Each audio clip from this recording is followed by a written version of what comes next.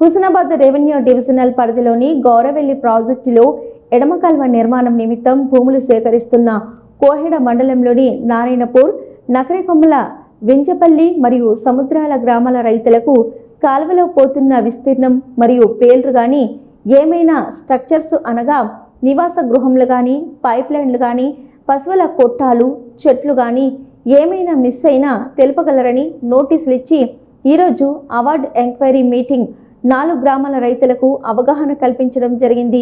ఇట్టి కార్యక్రమంలో revenue divisional అధికారి వి రామ్మూర్తి ముఖ్య అతిథిగా హాజరై ప్రతి రైతుకు అవగాహన కల్పిస్తూ ఇట్టి కెనాల్ కాల్వల వల్ల రేపు రాబో రోజులలో ఇట్టి కెనాల్తో ప్రజలకు చాలా లాభం జరుగునని తెలిపారు.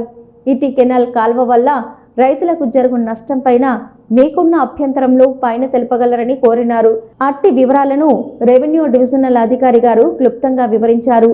ఇట్టి కార్యక్రమంలో ఇరిగేషన్ శాఖ DE Reshma, AEE Srinath, deputy tahsildar Aravind, Koheda మండల సీనియర్ నాయకులు ఆకుల రాములు, మండల గిర్ధవర్, బూడిద ఎల్లయ్య, రెవెన్యూ సిబ్బంది మరియు 4 గ్రామాల రైతులు హాజరయ్యారు.